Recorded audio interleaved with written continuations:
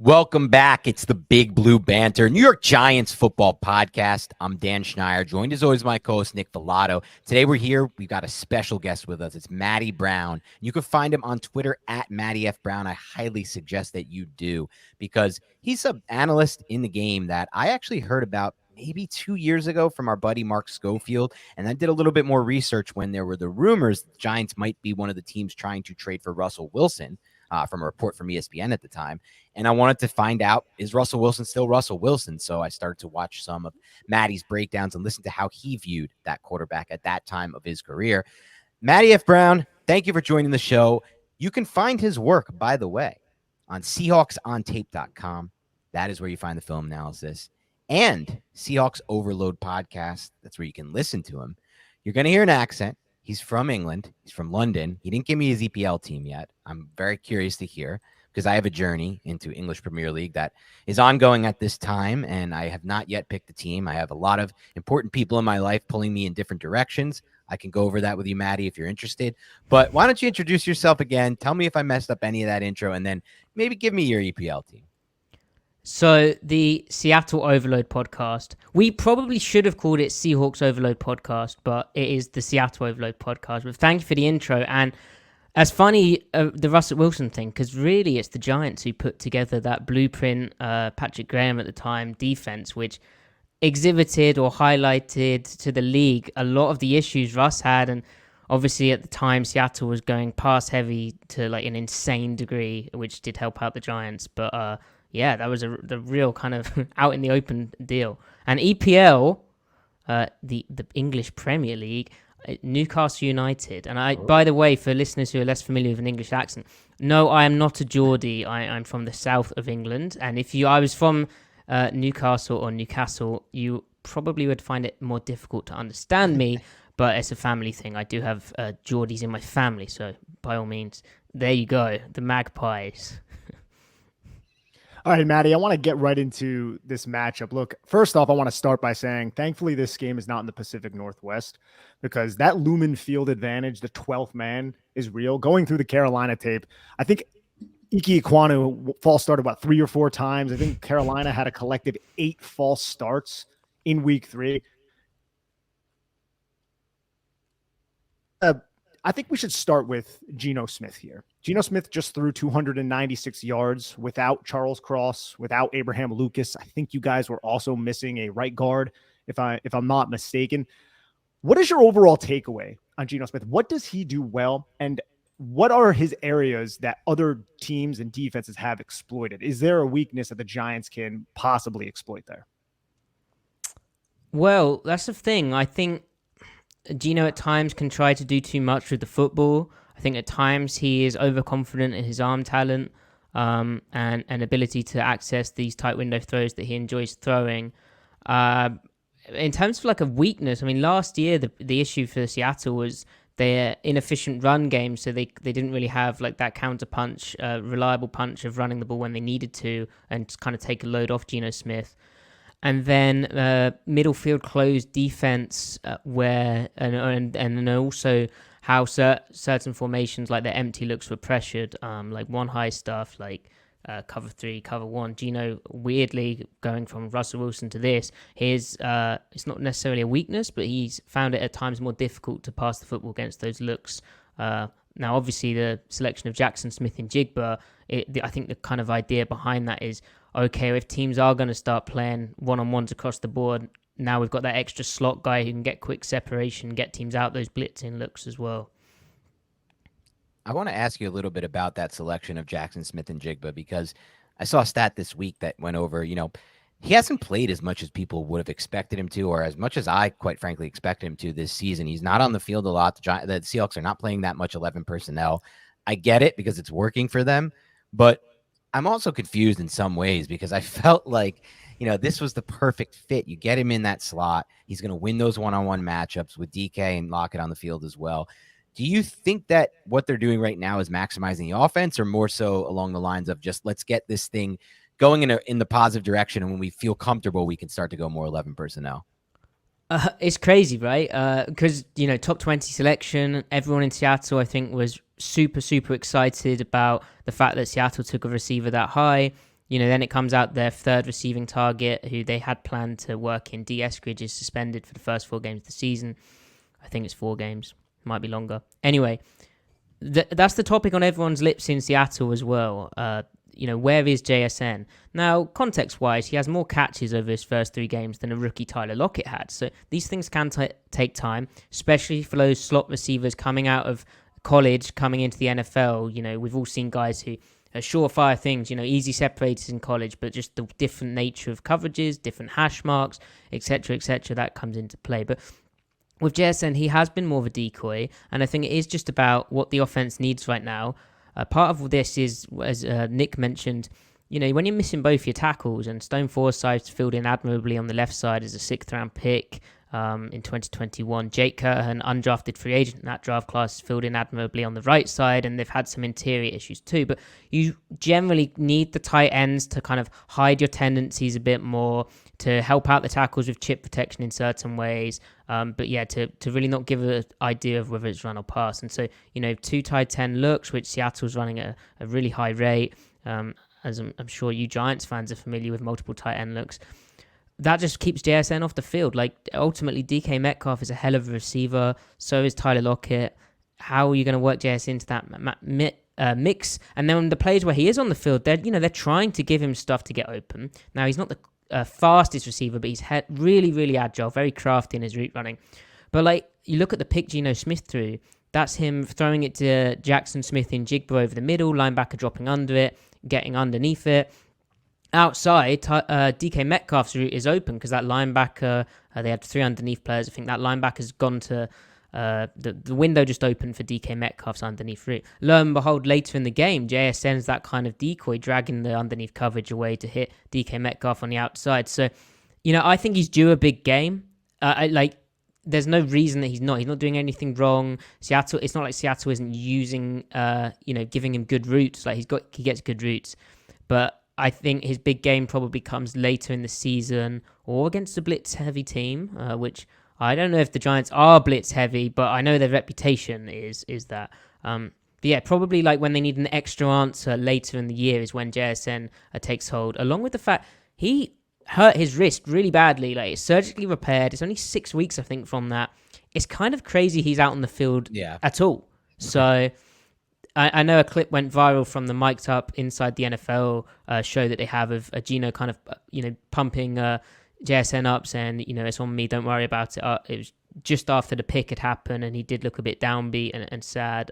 But yeah, I think it will be okay. It's just you've got to be realistic with your expectations and kind of readjust them with how Seattle's having success on offense and, what JSN's been through already. Especially when you put it into context, because not only did he miss so much training camp time with that wrist injury, he didn't play last year in college.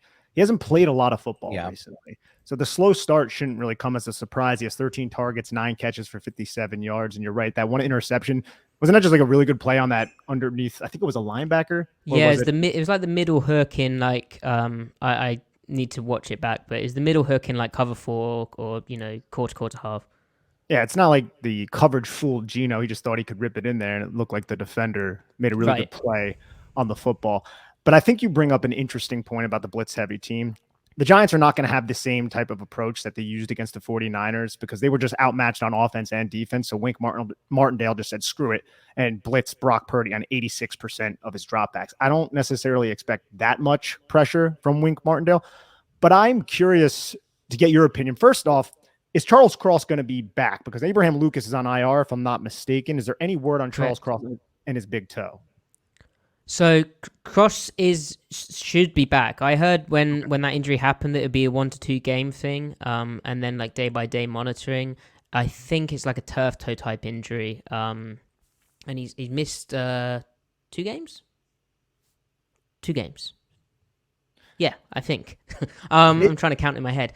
So he should be back, but Pete Carroll, he loves mentioning the Wally Pips scenario where, the backup takes the starter's job. And Stone Forsythe, he's played really well. He had a rough moment early getting an inside move from Brian Burns, but you cannot tell that there's a backup left tackle out there for Seattle. Now, his weakness has always been he's a big dude, a huge dude, but play strength-wise at times, technique-wise, but also just willingness wise in the run game and against like speed to power rushers, he can kind of get bullied around a bit. But I tell you, he's played damn good at left tackle. So even if Cross can't go, that's like a better or matchup in theory than you might envision.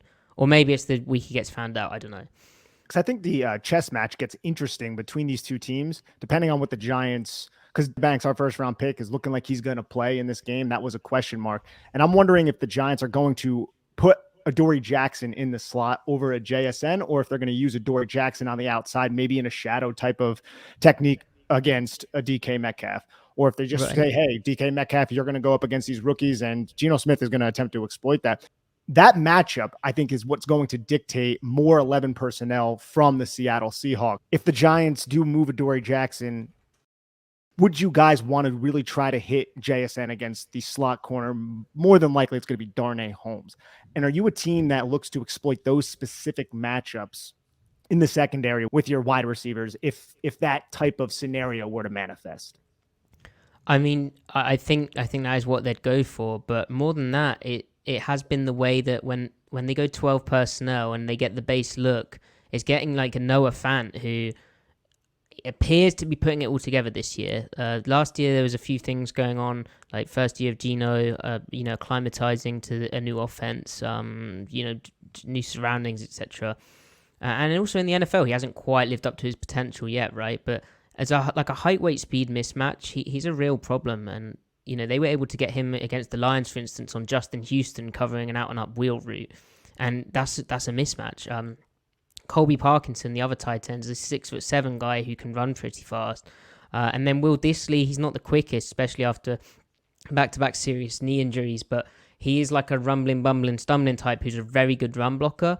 So they've got three tight ends that I think they feel better than like coverage matchups around the league. That if they can get them on a linebacker, it's a real problem. And what surprised me looking at this game is Next Gen Stats says that the Giants have played the most base defense in the NFL, so 4 defensive backs out on the field, 44.6% in base for defensive back personnel. Is that what you guys see? And I know it's only a 3-game sample size, but that seems wild to me. I guess they played the 49ers. I think matchups are playing the role here. The 49ers, you have to match them. And then the Cowboys game was just so out of hand by the second half that I feel like they were just matching heavy personnel with heavy personnel at that point, because Wink Martindale, at least dating back to last season with the Giants, was the total opposite of that and basically used sub package more than almost any other coordinator. So Right. Okay. That makes sense. For sure. I also wonder who, what is Isaiah Simmons in their model? Because players that, what do they qualify him as? Right. And there's players on the Giants who kind of teeter the line of what are they? Are they linebackers? Are they edge rushers? And I always kind of take some of those stats with a grain of salt. Makes sense. But like I said, the tight end group, I think they feel they can run any part of their offense with those guys out there, and that's how they've been explosive in the main is multiple tight ends out on the field. I mean, if I look at their yards per play in 12 personnel is 5th in the league. And in 13 personnel, they're 3rd best in the league. Wow. In 13 personnel, they get 7.3 yards per play. They're able to run the ball, pass the ball out of that, and it helps out that protection issue that I spoke about as well, if there is one. And Giants definitely had some issues dealing with 13 personnel in the past, including last week. I have a question for you. An overarching question, and we're going to eventually flip it to the other side of the ball with the other side of the matchup. To me, this is the one that deserves a little bit more focus at first, though. And I want to ask you about something that Nick mentioned and you mentioned a little bit earlier, which is, last game, Seahawks don't have their starting left tackle. They don't have their starting right tackle. They're also without their starting right guard. And yet, they generate a shit ton of offense. I mean, almost 300 yards passing from Geno Smith, a ton of yards in the run game. When this happens to the Giants, it feels like they're helpless. I mean, you watch these games, and I don't even understand what we're watching at times. And yet, all these other teams, and not all these other teams, but a lot of these other teams, the Texans, the Seahawks, just for examples from just this year, are seemingly able to do it. So is there anything you saw from a schematic standpoint on film that led to them being able to mask the deficiencies of a banged-up offensive line with 3 new faces? Or how does that work?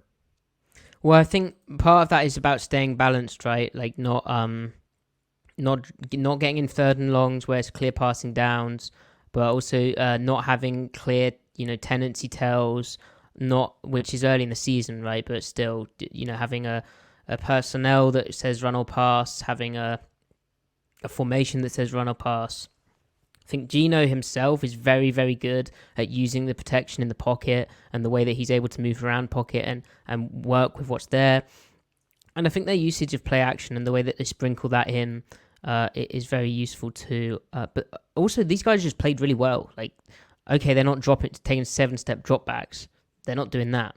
If they want to take a shot, they're using play action to do that. Right. And it's an effective fake for whatever reason. But, these guys played damn good. And believe me, as a Seahawks follower and someone who's covered the team for a while now, I'm familiar with that feeling that you have no offensive line depth, or that, you just don't have any good offensive linemen. Like, Seattle's been in that situation before, but it seems John Schneider is the general manager. He came from Green Bay a while ago now, but they're kind of doing that same thing of, hey, we're going to take this dude in the 4th round, and he's probably not going to be ready this year, but next year, after we stash him, he has the body to play in the NFL. He just needs to acclimatize to NFL techniques, maybe unlearn some bad habits, and then get ready to go. Now, the guy that we're talking about here on the interior is Anthony Bradford, who was actually a 4th round pick this year. Yeah. And he is absolutely massive. Like, he's a mauler. He looks like a right tackle at right guard.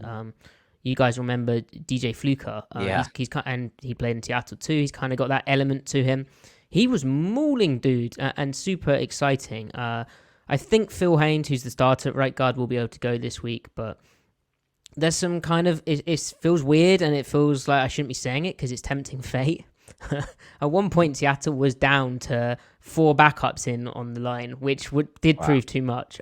They got sacked immediately, but luckily Damian Lewis on the left side was able to come back into the game. But I don't want to tempt fate, but it feels like they have genuine depth at the position, and their offensive line is playing well. Now, also part of this, and maybe this is what's going on with the Giants, you guys would know best than me.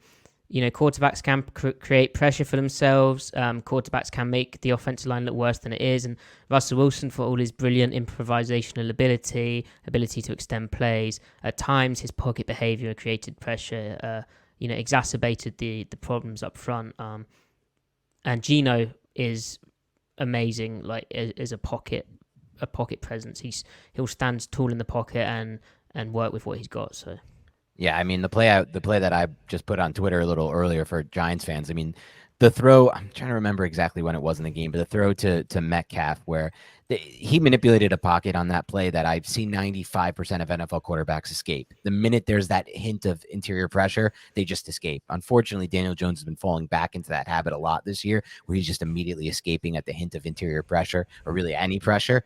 But what Geno did was, he, like you said, he did a really good job of resetting, finding a new landmark, and throwing the football. And it got, with anticipation, it hit Metcalf in stride. So I think that's a great point you made. Like, sometimes it is on the quarterback to, these sacks are not all on the offensive line. But of course, I mean, don't take this the wrong way, Giants fans listening. We are well aware, because trust me, Matt, you have no idea how some fans take this stuff, but we are well aware that last week the offensive line was so bad with the guys like Lemieux in there that it really didn't matter.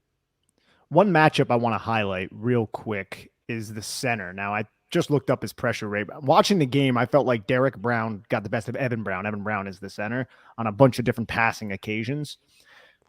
Dexter Lawrence is our best player on defense, and he's having a phenomenal season. He has yet to have a sack. We have not seen the sexy Dexy dance yet. Hopefully we see it on Monday night.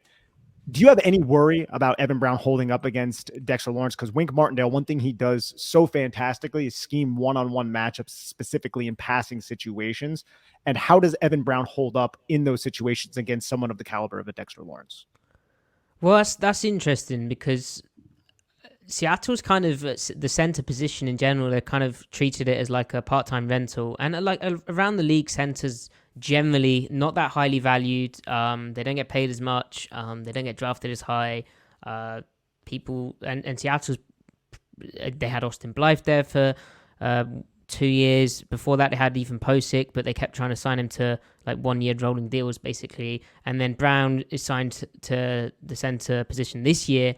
He is not that highly paid, he's on a 1 year deal as well. But he did beat out their rookie 5th round draft pick, Olu Oluwatimi from Michigan.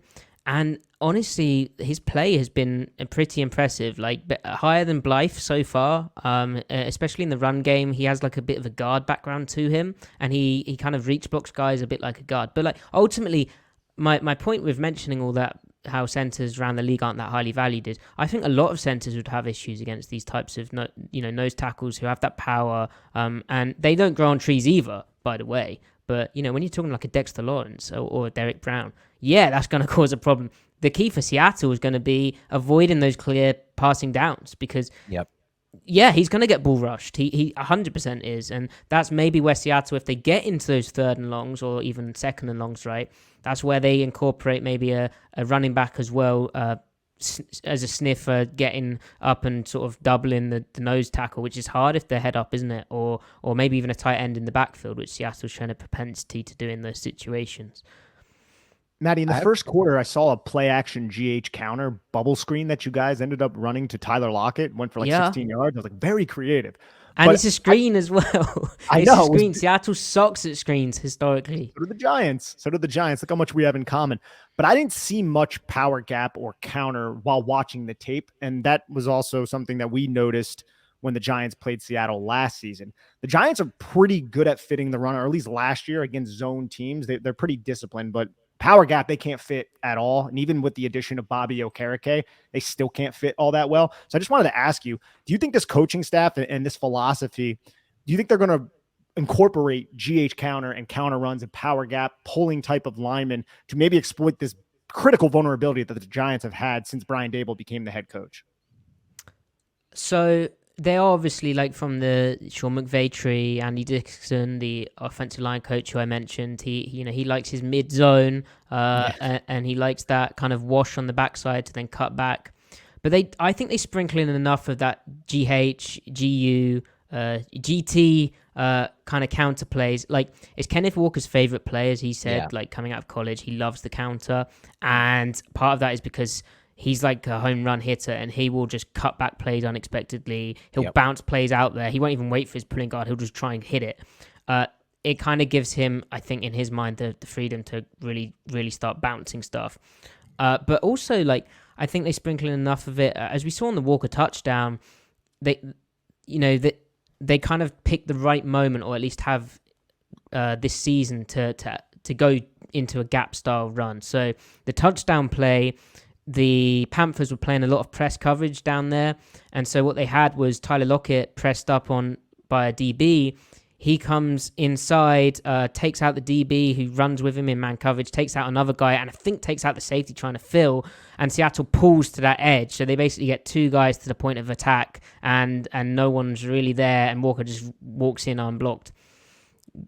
You'd have to watch it better than my description. But, they have an average rush EPA. They're second best in the league right now. So I think their run game has enough diversity within it to cause some issues. But I'm excited to see, how it does do against the Giants, because they're top 10 rush defense, right? So it will definitely be a good challenge. Yeah, Bro, I just watched the play. I'm sorry, Dan, but Colby Parkinson just tossed the end man on the line of scrimmage inside. Like, if he does that to Kayvon Thibodeau, Giants Twitter is going to absolutely break. Sorry, Dan. Yeah, Colby's not known as a blocker. Oh, really? Wow. I don't know too much about Colby Parkinson, but that was obviously a play I want to keep an eye on now and take a look at after this. But Matty, a question with regards to that, because I was looking at it last year and the numbers were pretty crazy. I thought, like, Kenneth Walker in power gap concepts versus Kenneth Walker in zone concepts as a rookie last year was like night and day from a production standpoint, from an efficiency standpoint. So I am interested in what you just said, where it's going to be kind of like a, not like a home run type thing, but like a time it right and pick the right spots to run it. But I do think what you said is so true about his running style. So I'm curious if we're going to get a game at some point this season where they use a lot more than people expect. And I hope it's not this game, because if they look at the tape last year and they look at the tape this year for the Giants, they're probably going to be like, this is the spot for it. But one more thing I want to talk about before we flip to the other side of the ball, a player who both Nick and I loved in the pre-draft process. I fell in love with him. He's one of my favorite prospects I've studied in the last few years, at the very least, is Zach Charbonnet, the running back out of UCLA. I want to get your early thoughts on tape from Zach Charbonnet, because I haven't seen much. I did watch, obviously, last week's game, and I know that was the game where he finally started to work in more.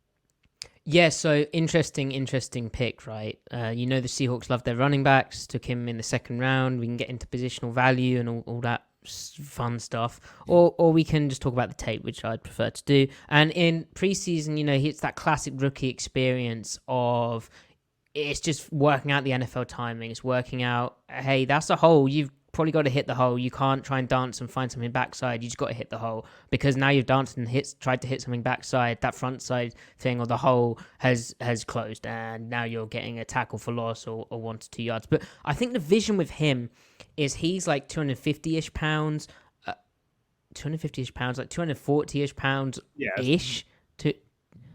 He's a heavier back, and he's that kind of bruiser compared to the where I was going, 4'5", 40. I don't know why I was thinking of the weight. He's a slightly slower guy, but compared to like Kenneth Walker, who is the home run hitter, the idea of Charbonnet at least is that he's that more efficient in between the tackles, will get you those reliable yards. And he was the number 1 FBS running back in success rate on first and second down.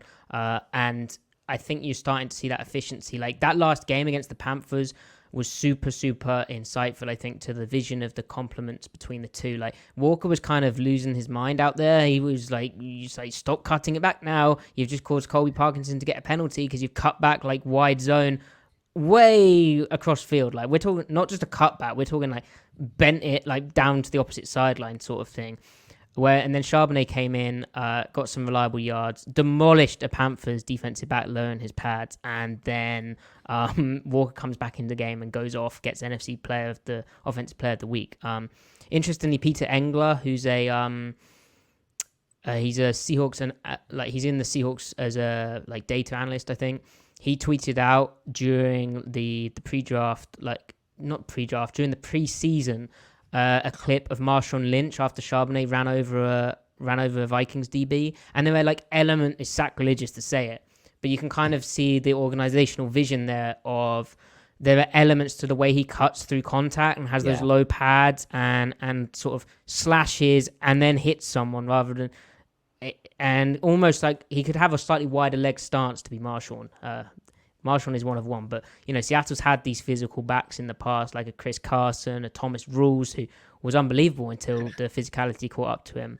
And I think Charbonnet also is contributing on passing downs a bit more. They've worked him in more there, so it is becoming more of a 1-2 punch. Walker's obviously the kind of star, and he'll always have that dynamic, explosive ability to get stuff, but Charbonnet brings that extra physical edge and the in between the tackle stuff, and the vision things that I saw in the preseason, just reps, live action, and I think that he's starting to clear those up. So Matty, I want to switch over to the defensive side of the football. You guys have an interesting defense. Some young players. You guys are getting healthy now with Jamal Adams possibly coming back, Reek Wallen, Kobe Bryant possibly.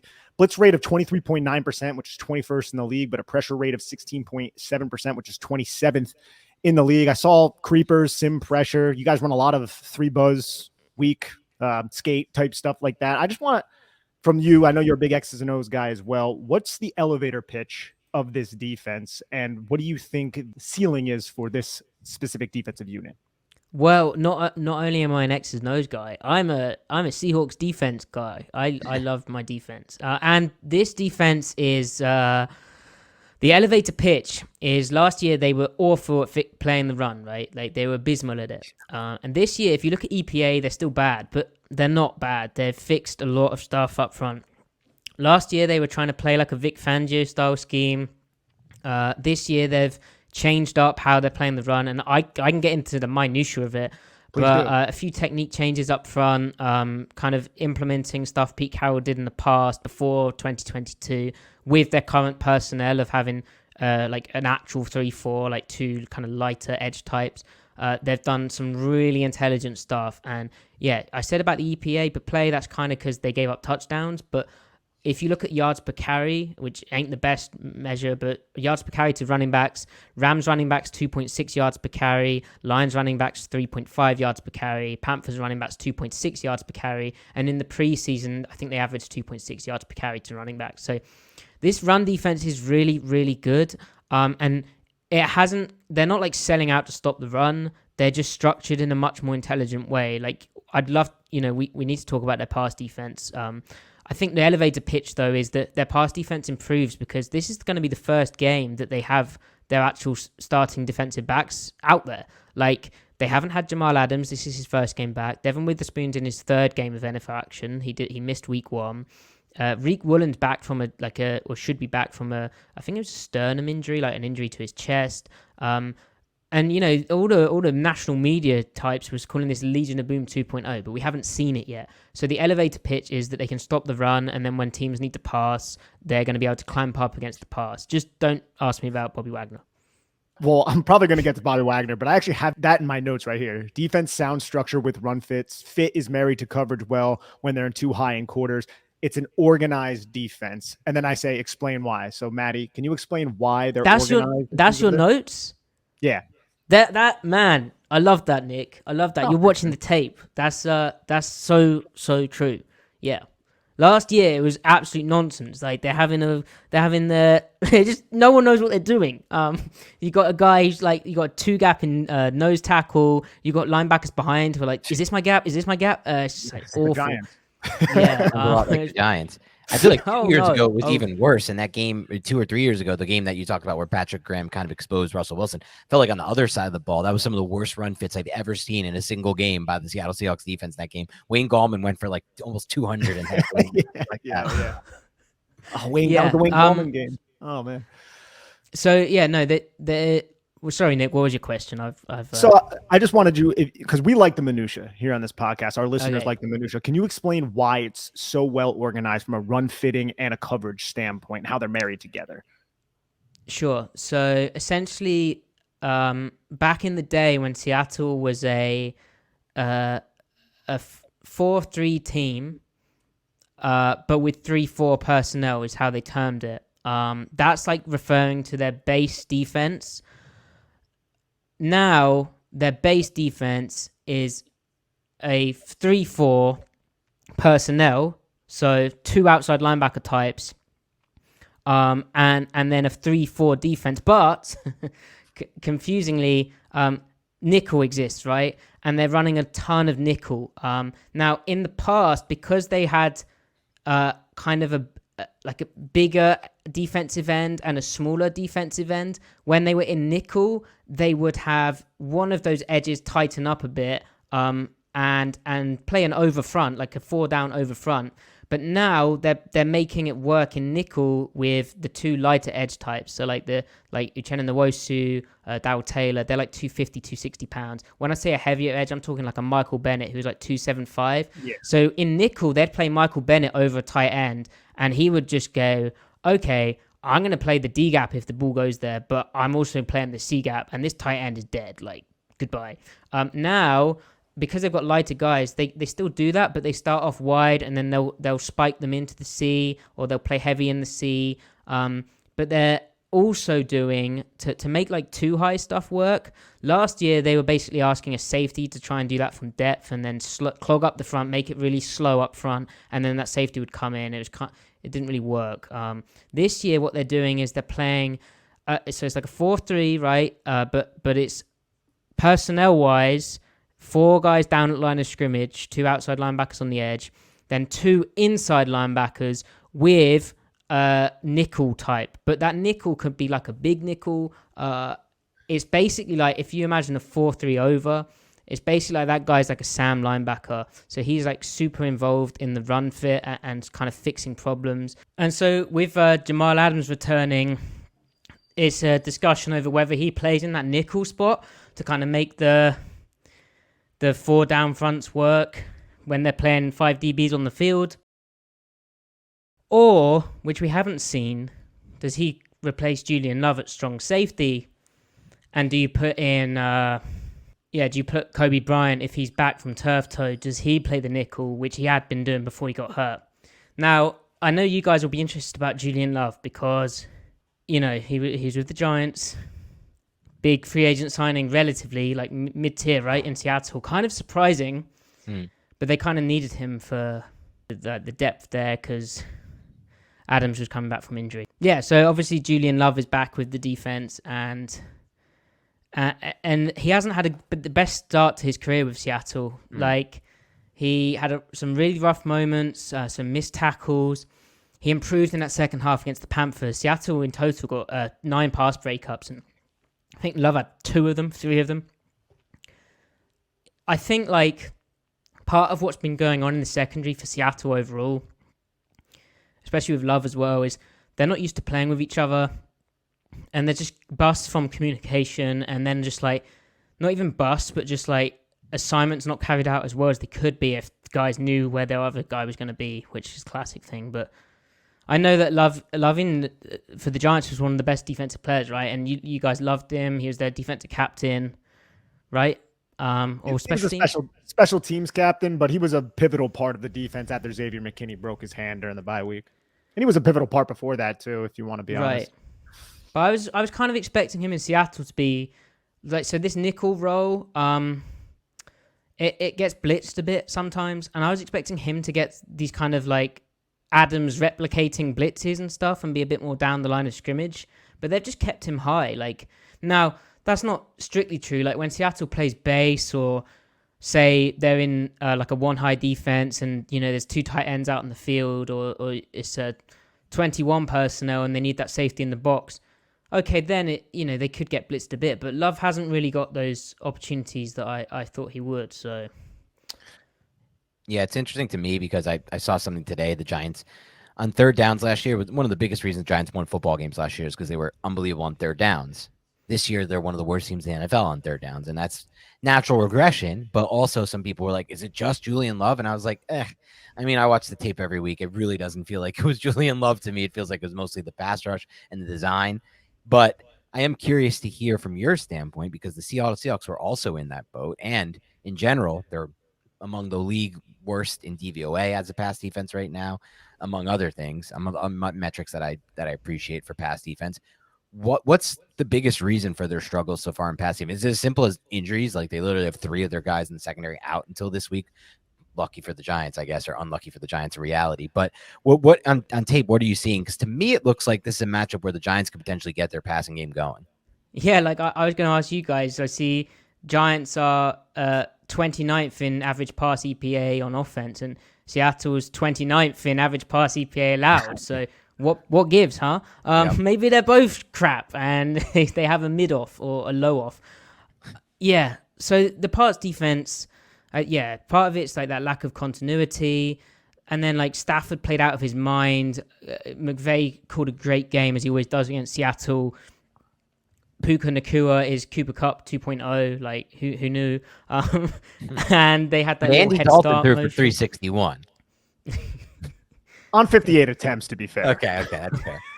So let's talk. Yeah, so the Andy Dalton thing, that to me is slightly overblown in that they completely shut down the run. And like Pete Carroll, if Nick rightly brought up the attempts, Pete Carroll will happily let a team pass that often, because the line of thinking is they're not going to win the game doing that many yards per attempt. Now also in terms of the Panthers passing game, their last 8 third downs, they went 6 of 8 on third down, but before that they were kind of struggling to move the ball. Like that game never felt out of Seattle's control with how their offense was moving the ball.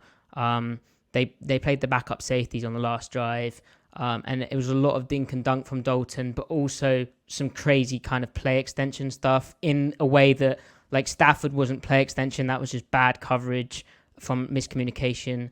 You come to like Jared Goff, and that was a really good offense at the time. Still believe it is. They moved the ball in a slightly different way. They just played ISO ball. It was Devin Witherspoon's first game, but like a whole chunk of those yards is a flea flicker on rookie Devin Witherspoon. Then a Trey Brown deciding to press in a bad situation. He's not a starter at cornerback. And then a coverage like bust/mishap between dudes. So what I'm saying is, I think if the pass defense ain't better, especially in that secondary, then there's big problems, because, or it's just because it's Adams' first game back.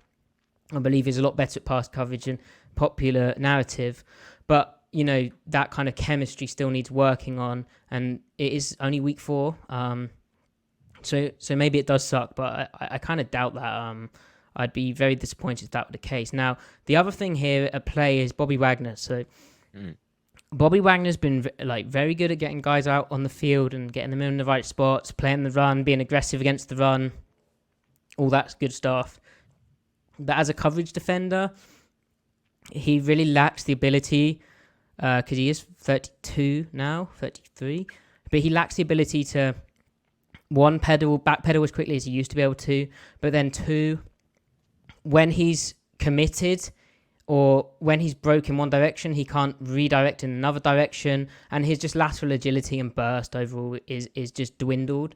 And so what that means is, if we're talking concepts where, there's 3 underneath defenders and it's like cover 4, or say there's 4 underneath defenders, but you're shaded to one side, and you're playing like quarter, half, so like cover 6 or half quarter, cover 8. Bobby's ability to cover in his hook his underneath zone, his underneath match is lessened. So while he still might grade high from certain companies in coverage, in terms of like what coverages Seattle can run, like the tools they can use, how aggressive they can be, but also like how teams can stretch them with like the middle triangle reads and stuff, it really is a thing. And they're insistent on playing him on all the downs. He's the green dot wearer right now. And, when you got a guy like Jordan Brooks who can move really well, having Wagner out there, he basically... in dime, which Seattle will want to run a lot of, 6 defensive backs. Like any passing down, they'll be in 6 defensive back stuff. But Bobby's that linebacker, and they'll rush him a bit to try and they'll try and give him easy assignments. But I think that just limits the full arsenal repertoire menu of what Seattle can get into as a defense, and it is kind of a problem. Like you watch this Panthers game back, and it's not technically Bobby. Like it's not like, wow, this guy messed up here. But you can just see like the impact of having a guy who can't quite move as well, a linebacker. And it doesn't help that Bobby in his prime was unbelievable at being able to click and close, burst and move. We are, we've been spoiled watching Seattle in the past with Wagner out there. So that's an extra element, along with like the newness in the defense, the guys learning each other. Sounds like something that maybe the Giants can look to exploit with Darren Waller or possibly Wan'Dale Robinson, who returned last week. I have one question just from the tape. The 2nd and 5 at the end of the first drive with the Carolina Panthers possessing the football, did you see it was a delayed tight end play action, like split zone type of run? Yes, the leak with Adam Thielen. Ran right by Bobby Wagner and right through the cleared out zone. Is that something that you've picked up on in the past? Because the Giants, I feel like they have to try to incorporate that. Probably not with Darren Waller, because there's going to be so much attention with Darren Waller, but maybe either a slot receiver, Paris Campbell, who has hardly run down the field any routes beyond 5 yards, or maybe even a tight end not named Darren Waller, like a Daniel Bellinger. That's one of the ways you kill this defense, right? Like, it's very difficult to play cover 3 to that. Seattle has different ways of playing their corner technique and their curl flat technique to try and not to try and defend that primarily, but to mix up the picture slightly. But that, if Dalton had the time to get that off, then there's a touchdown. That's not a Bobby Wagner issue. It's more like the curl flat and the deep third corner. They have to work that out between themselves. Now that brings me to kind of a point which I think is where the game's won and lost for the Giants, which is, on offense at least. So against 12 personnel, which the Giants like, right? Seattle will start mixing in base looks. So that has been like a 4-3. So technically in Seattle terms, 2 defensive linemen, 5 linebackers, and then 4 defensive backs. But let's just, it's a 4-3, right? 4-3 over. But if the Giants are really going to get into those looks, Seattle will go into a 3-4 personnel, so 3 linemen, 4 linebackers. But it looks like a 5-2 or a 6-2. Now, if they're in cover 3, they're really trying to stop the run, it will look like a 6-2. It might not pre-snap, but post-snap, the way that they Yep. get in, move the guys, they're playing with those lighter edge types, but they'll slant them inside and get into that 6-2 front. What that means is, and I know this because this is what happened to Seattle in 2019, 2018 when they're running these fronts. Thanks to the 49ers, the Browns, when Stefanski was doing some good stuff. The guy, one of those guys, two of the guys down at the line of scrimmage in the 6, right? The 2 edge guys, which is the strong safety and like the weak side outside linebacker, they have to simultaneously set the edge, but also come back and play the curl flat. So if you can run off that deep third corner, a bit of play action, and then do a leak play like Nick's mentioned, or just post wheel was a real killer where you play action, you have a guy on a jet running the wheel route, and then you have a post route running the deep third corner off. That jet into the wheel route is going to get open because the curl flat player is going to come up, play the run, and he's responsible for that wheel route as well. It ain't going to happen like that. So if the Giants can manufacture those looks out of Seattle, that's where they would have success. Like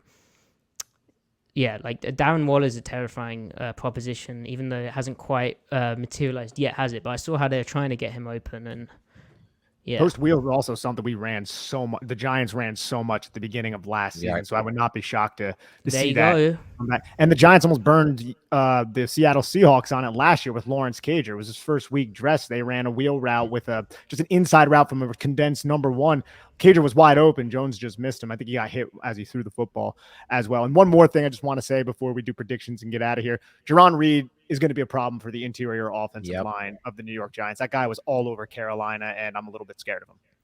Yeah, I mean, that's crazy because, they let all of their interior defensive linemen walk, who had played really good run defense in 2020. Well, not really good, but fine run defense in 2021. A lot of them there in 2020 when the run defense was very good.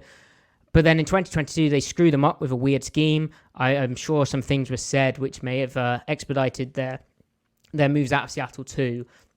I know some stuff was going on behind the scenes there.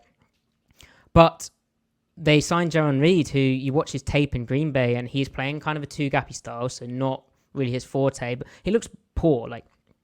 And that's their plan. That's their plan at the nose tackle. And they'd had these big 340-pound Al Woods types playing on the opposite side of this. Well, not the opposite side of the city. For the other team in New York, the Jets. They play in the same stadium. But they go to a more of a 310-pound nose tackle. And it's just about being more one gap up front. And he is thriving, being able to play on the outside shade of a center and just get upfield and play hard and fast and have some penetration up front. He's been absolutely outstanding, like one of the best defense tackles in the NFL these first 3 games. I hope he can keep it up, because the one thing is he's not old, but he's slightly older, 32 now. Everyone's 32. They can't all be 32, but he's slightly older, and it's in terms of like what they have behind him. They have a rookie, like 5th round pick, so depth wise, it's like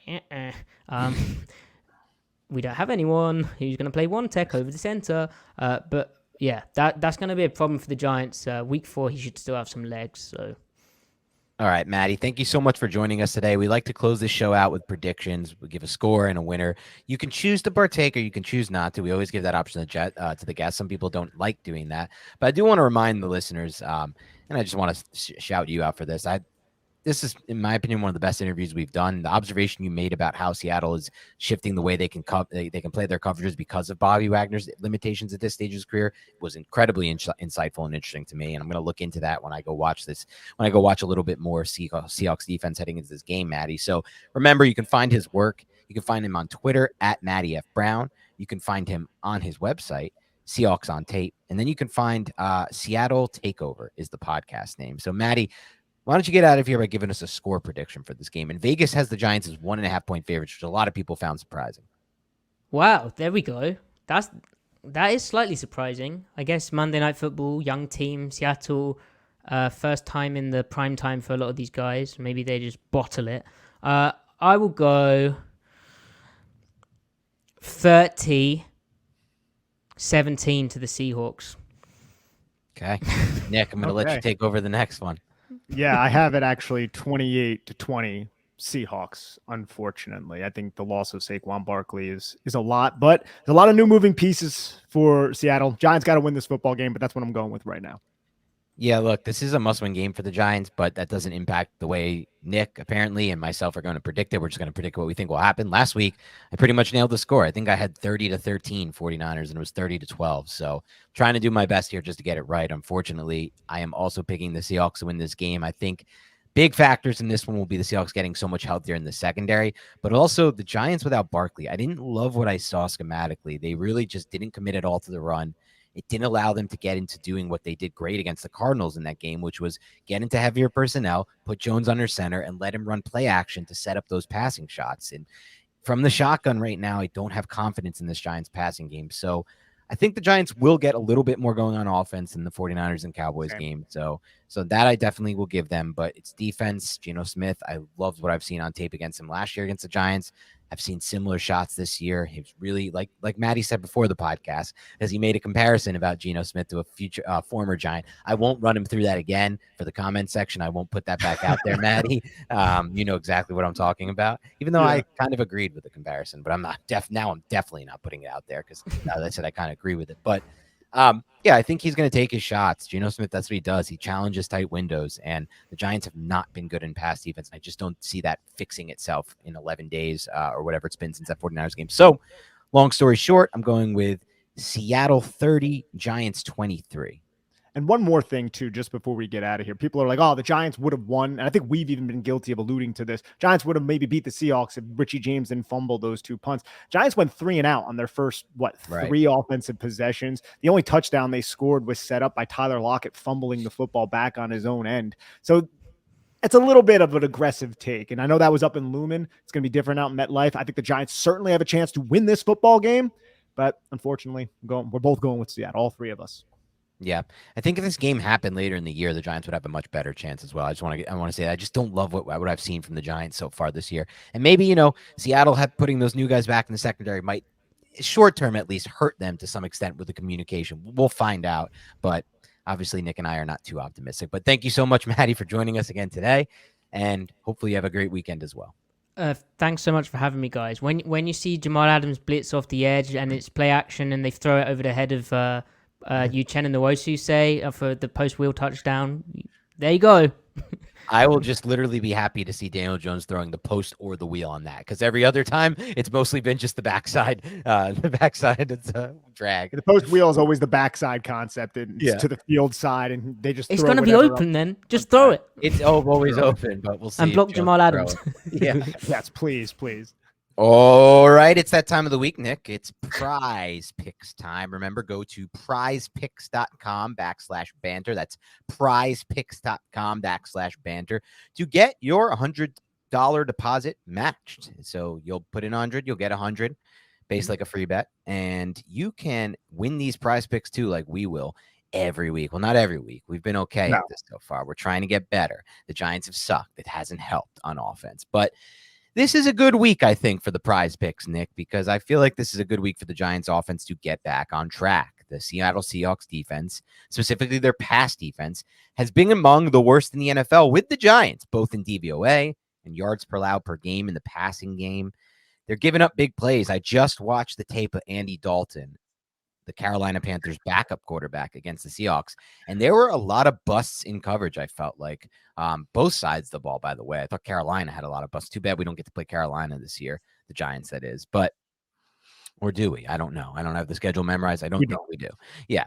But I'll say this. There were some busts in coverage for Seattle. Now, I know they're getting back some big players for this game, Tariq Woolen, potentially Jamal Adams, among others. So it is going to be a more difficult task, but I still think system-wise, the Giants can find some holes in this coverage and figure out ways to explore it for big gains in the passing game. So my prize picks, Nick, and I can share the screen right now. I'm going back to the Danny Jones well with more than 217.5 passing yards. Danny, you're calling him. Yeah, calling him Danny. He's Danny Dimes, I guess. I guess the Danny Dimes moniker, that makes sense, but I know you're not a Danny guy, Mr. Schneider. I'm not a Danny guy. I'm not a Danny guy, never been a Danny guy. More people than have called me Danny lately because I took on a moniker during the COVID days when I was playing a lot of online poker as Danny Nichols.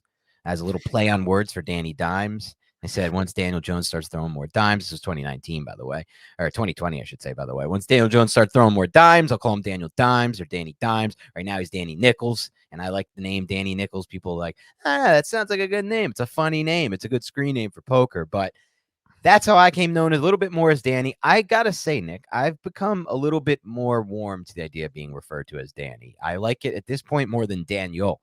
I don't really trust. I know Daniel Bellinger. I asked him about this, but I don't love going by Daniel. Do you want people calling you Nicholas? I don't think so.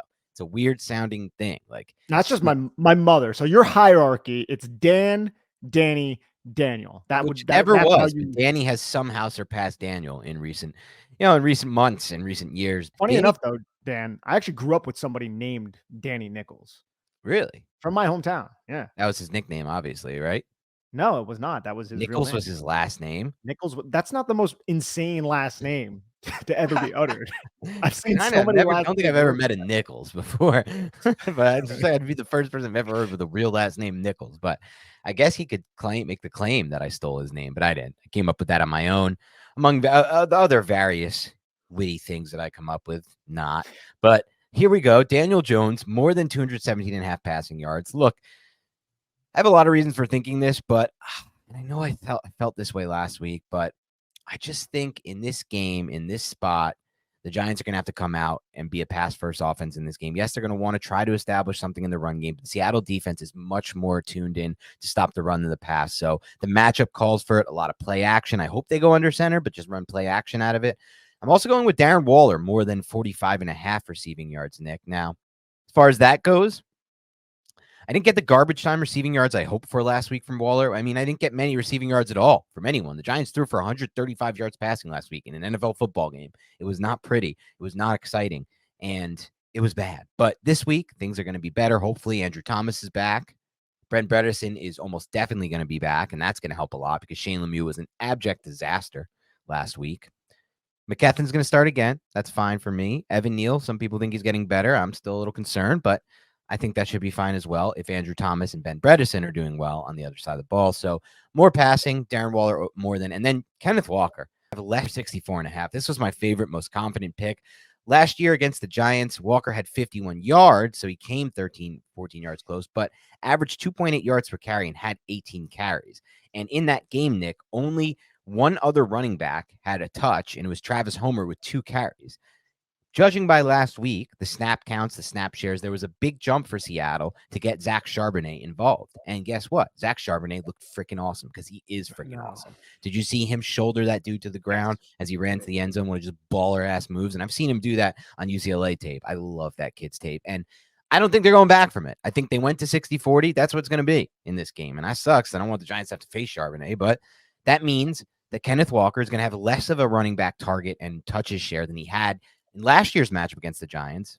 The Seattle Seahawks won by 14 points, and he still didn't get 64.5 in that game, Nick. So I'm very confident in Kenneth Walker less than. And those are my prize picks for this week. 20 to 100. Throw them in. Blame me if you lose. And that's where we're going. I had the same exact prize picks and wanted to change it up a little bit. I'm going to keep Daniel Jones more. Okay. And Darren Waller more than 45.5 receiving yards. It's Daniel Jones more than, I believe, 217? I don't have it right in front of me. But I think Daniel Jones and Darren Waller, this connection has to finally flourish. I don't believe the Seattle Seahawks are going to allocate the type of resources or do the same exact thing that the 49ers did against Darren Waller. And if they do, I expect the Giants to actually make them pay and prepare for it because Seattle's defense is nowhere near as effective or as strong as the 49ers. So I expect Darren Waller, Daniel Jones more. I had Kenneth Walker. Okay. I think he'll get less. But all it takes is one strong run. And I just have not been impressed by the New York Giants' ability to fit the run this season. I have not been impressed by Bobby Okereke, not been impressed by the safeties filling. And I really have not been impressed by the defensive line not named Leonard Williams or Dexter Lawrence. This gives me a little bit of hesitancy. So all it takes is one long run from Kenneth Walker, who is explosive enough to make that a more. But I would take the less. But I'm going to alter this just a little bit, Dan. Okay.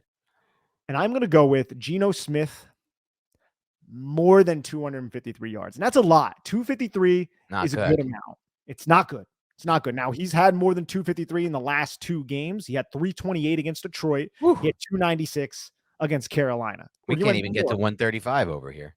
No, exactly. He went more than, but I think there's going to be scoring in this football game. I think DK Yeah. Metcalf, Tyler Lockett, JSN, who really hasn't done much. You're going to see a little bit more of those deep passing. I think there's going to be play action. I think you're going to have the deep overs and concepts that the Giants have struggled to defend against Josh Dobbs and players like that. The Giants just came off a game where they surrendered, what was it, 310 passing yards to Brock Purdy. It was in the threes. Yep. So this is where I'm a little bit of a coward. I'm not as confident as I should be. And I'm going to go with the cowardly move of flex playing it. Oh my God. Yeah. That's like 2 of 3 weeks you flex play. I know. And guess what? It's going to result into wins. I'm about the flex plays. Look, I'm about the flex plays because to me, to make it analogous to baseball, I'm going to hit a single with the flex play. I'm going to hit a single with the flex play. I'm going to hit a single with the flex play. And then when I'm really confident in my picks, I'm going to hit the grand slam. I'm going to hit the home run, and then I'm going to go all in instead of not going all in when I'm not as confident and then losing it all and striking out like a loser. Like I'm going to go with the baseball analogy as well then, Nick, and say I'm like the new age baseball teams that say that I don't need singles. I'm going to go for the home run. And if I get a home run 1 at every 3 or 4 times, it's still worth more than the single 3 of 4 times, for example, if it's a 1 of 4, because you are still getting more value 5 times versus 1.5 times X. So it's a numbers game for me, Nick. It's a math game, and I'm a gambler, and you are not. So I understand why you're going with the safe. 100%, man. Just an absolute coward, man. But I get it, man. I want to. You have a better chance to win this week, and it's fun to win. I want just a better chance to build up my bank account before I start making more risky moves. I'm a little bit more conservative when it comes to just gambling and stuff like that. Look, listen, I got to stop sharing. I didn't say it explicitly, but of course, I'm not going with the flex play this week. I'm going all in, baby. I want the 5-1 payout, and I'm going for it. And so let's do it, Giants. Let's find a way. Those are our prize picks for week 4. Giants at Seahawks. Thank you for listening, and have a great rest of your week.